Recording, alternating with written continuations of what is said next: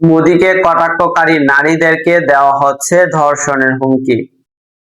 ভারতের রাজধানী দিল্লির যন্তর মন্তরে প্রশ্ন ফাঁস ও সরকারি চাকরি নিয়োগ পরীক্ষায় অনিয়মের বিরুদ্ধে সাম্প্রদায়িক আন্দোলনে যোগ দিয়ে চরম অনলাইন হেনস্থা ও ধর্ষণের হুমকির শিকার হচ্ছেন নারী আন্দোলনকারীরা।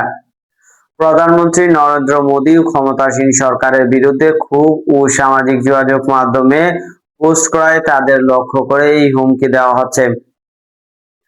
আন্দোলনে অংশ নেওয়া মধ্যপ্রদেশের 23 বছর বয়সী যুব শিক্ষক ও কন্টেন্ট ক্রিয়েটর শ্রদ্ধা সিং জানান, গত জুলাইয়ের তৃতীয় সপ্তাহে যন্তর মন্ত্রে আন্দোলনরত শিক্ষার্থীদের সমর্থন জানাতে সেখানে যান তিনি।